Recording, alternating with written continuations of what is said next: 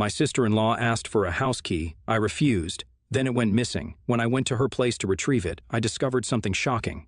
I recently got married to my boyfriend of 6 years. We're both 27, and while things have been a little tough on us because of COVID setting our careers back a little, we are figuring out everything together. My husband does not have the closest relationship with his family. He never told me any details as to why he is not close with them, but based on whatever bits and pieces I have understood, it is that my husband and my sister-in-law have some issues between them that led to the in-laws being forced to take sides. Because both of them took my sister-in-law's side, my husband has not been close with them ever since. If I can be honest, I was not bothered about it much. But as I am from a big family, and my husband was invited to those events often because we had been together for so long, I would often notice that my husband would end up becoming quiet, sad, and depressed after these events. When we tried to have a conversation about it, he never really opened up much, just told me that he wished he had a better family. I understood that he wanted a close relationship with his family, or a better relationship with his family, but I also did not want to do things without his permission. Whenever I offered to reach out to his family on his behalf, he told me that he does not want to do things yet. He kept insisting that there would be a better time, and I never knew when that time would be. At one point I was convinced that it would be at our wedding, but when we got married, it was a small ceremony to which our close friends and family were invited, and he did not invite anybody from his side. But I did get to meet with his parents and my sister-in-law while our wedding ceremony was taking place. His parents and sister tried to come to the venue, which my husband had specifically warned against. When they did successfully enter the premises, they created a huge scene, painting my husband as the bad guy for never replying to messages, picking up calls, and coming to pay a visit while my mother-in-law was going through cancer. My husband rigidly told them to leave and that they were not welcome there. While this was all happening, my sister-in-law was standing in a corner and watching everything unfold. When her eyes caught mine, she gave me a small shrug like, "What else are we supposed to do?" and then left with her parents once they were kicked out. The wedding went on without a hitch after that, and we were happy to be married despite the odds. When we were on our way to our honeymoon, I got a friend request notification on my phone, and it was my sister-in-law. It was a little weird, but I did not care much because we were family. I added her and forgot about it. Once we came back from the honeymoon, my husband and I were quite happily getting settled in our new house and our marital life. That's when my sister-in-law popped back into my life. She messaged me and told me that she knows that I am from a big family, and she knows I understand the importance of family that my husband does not, so she would be very happy if I could help fix the family. She also said in detail how my husband can be a bit childish, but if we both worked together, we would be able to fix everything in no time. I was stupid, and I believed her. We started talking more or less regularly. She even came over to our house once or twice while my husband was out because she wanted to meet with me. And I was not able to stay home due to my working from home schedule and health issues. After one of these visits, my sister-in-law asked me if she could have a copy of the keys to our house. It sounded like a strange request.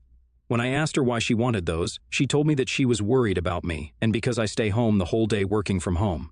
If something happens to me while my husband is not home, having keys would help her come in and help me out. While I understood that she meant the statement in a medical emergency way, I could not help but feel like it was a bit of a threat. I can't quite explain why, but her words made me feel creeped out. I politely refused her offer, informing her that if something does happen, I would call my husband.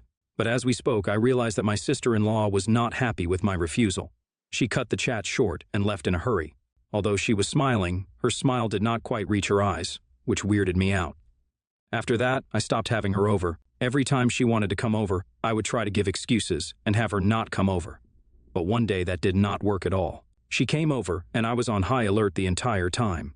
She left after staying over for tea, and when she left I felt so much better. But that feeling did not last for long when, a few days later, I could not find my house keys in the place where I usually keep them. Panic set in, and I decided to go over to my sister-in-law's place to get the keys back. In our chat, my sister-in-law mentioned where she lived when she invited me over for tea, but at that time I was sick and I could not go. The moment my husband came home, I got into my car and drove over to her house. I knocked on the door, and a man opened the door. I asked him if I could speak with my sister-in-law.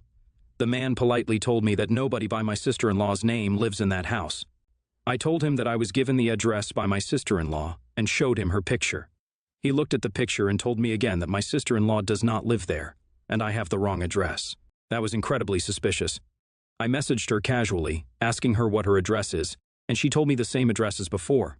By this time, I was completely panicking. I came home and tried my best to be my usual self, but I knew I was jittery.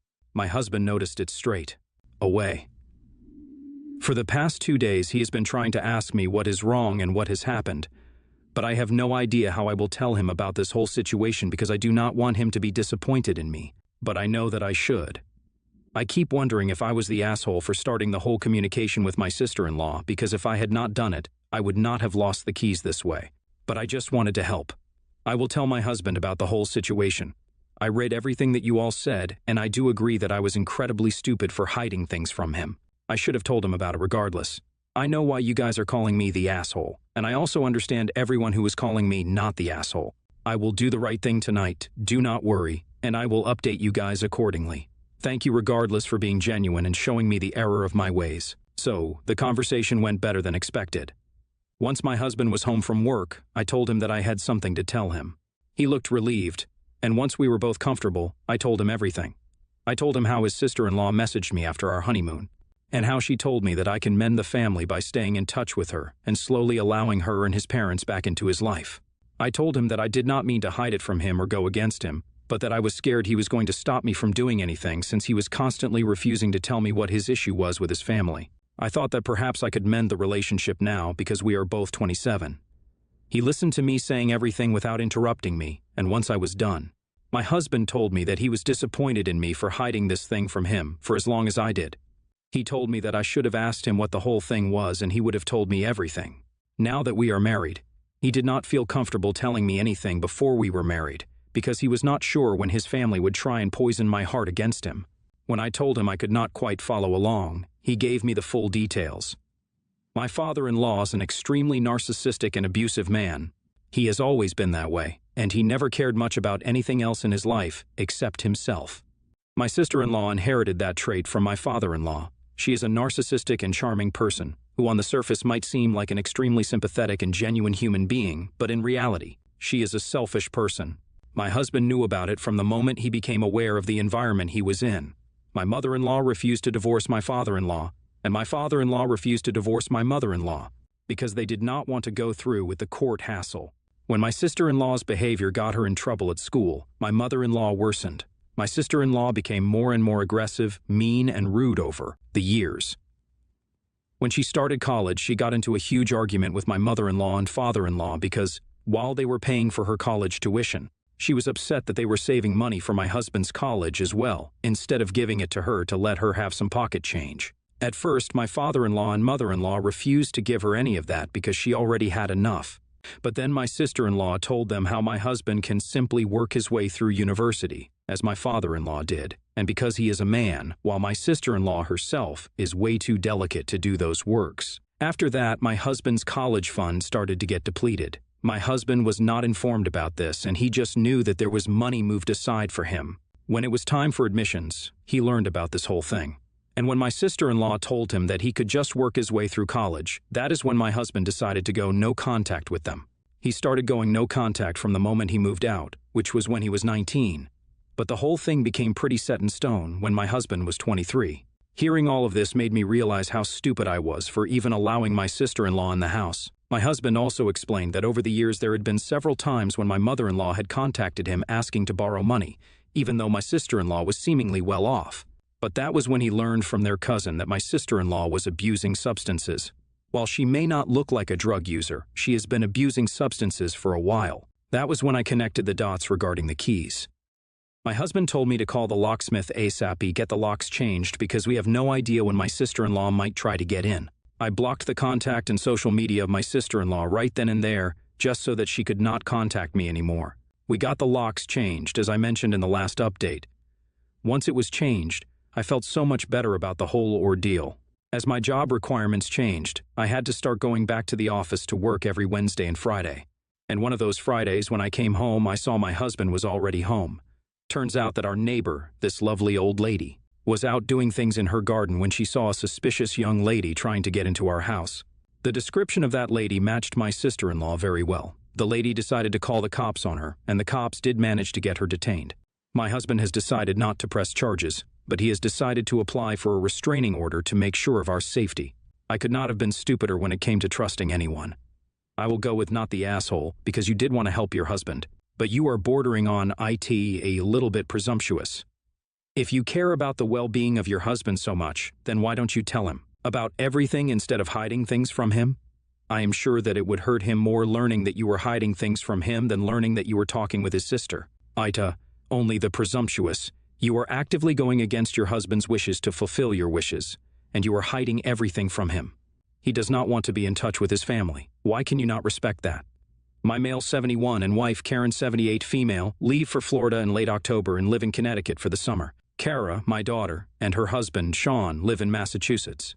Kara is pregnant with their first child, due in March. In September, my stepson gifted new floors to Kara and Sean for their kitchen. I offered to help with the installation. Their home is over 100 years old.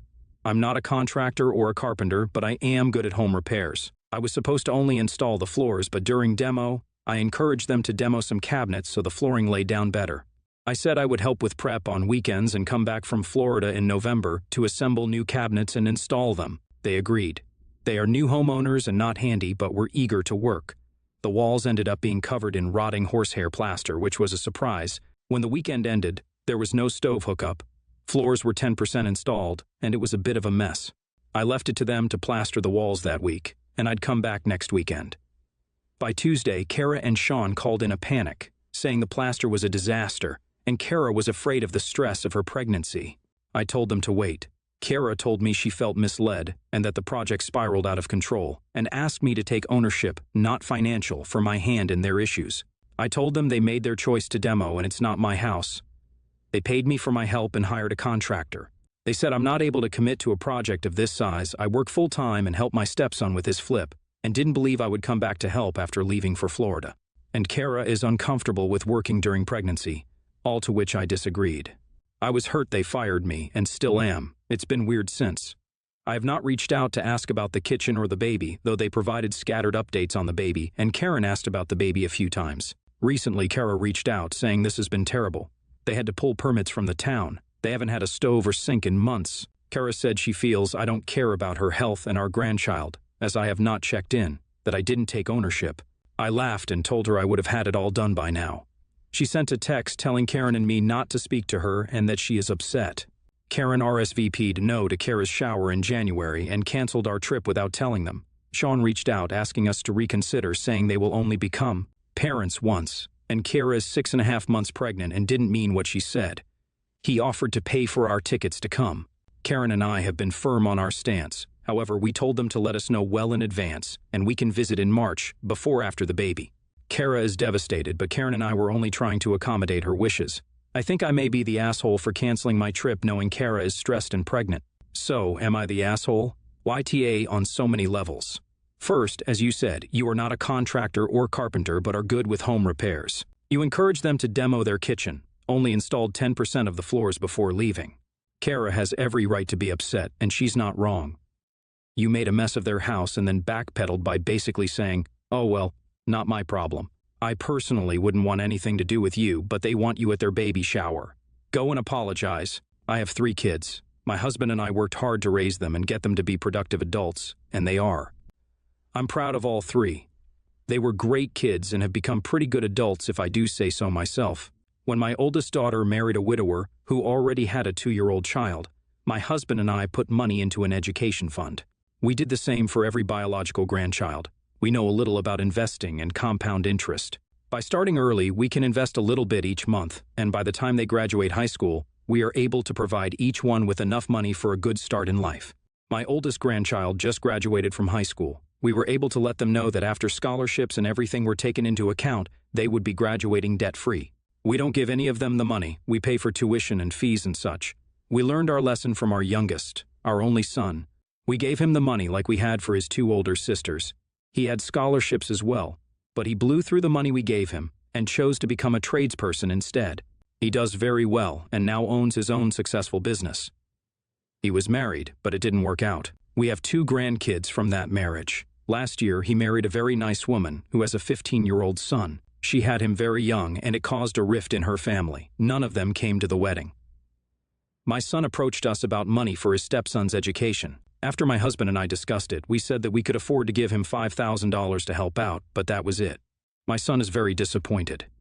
He knows that all my other grandkids have enough money in their accounts to pay for at least 2.5 years of in-state tuition and expenses. He makes good money, but he also likes to spend it on toys and vacations. I don't think that he or my daughter-in-law have anything put away for his stepson.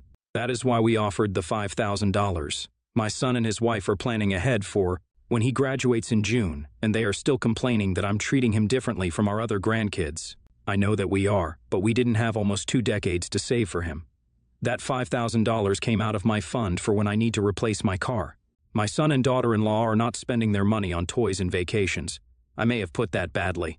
The reason that my son doesn't have a lot of savings to pay for his stepson's education is because of how he chose to spend his money prior to getting married.